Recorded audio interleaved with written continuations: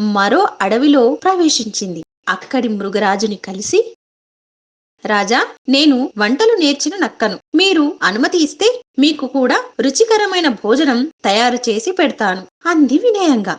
మృగరాజుకు నక్క వినయం నచ్చింది. సరే, ముందు వంట చెయ్యి. నాకు నచ్చితే ఇక్కడే ఉందువు. నీకేం కావాలో ఈ ఎలుగుబంటిని అడిగి తెప్పించుకో అని చెప్పింది. నక్క చాలా సంతోషించింది. ఇక రాజుతో పాటే నేను తింటూ హాయిగా కాలం గడిపేయవచ్చు అనుకుంటూ వంటకు అవసరమైన సామాగ్రిని సమకూర్చుకుంది. మృగరాజు వేటాడిన జంతువును వెంటనే గుహకు చేర్చాలని ఎలుగుబంటిని ఆదేశించింది. ఆ రోజు మృగరాజు వేటాడిన దుప్పిని గుహకు చేర్చింది ఎలుగుబంటి.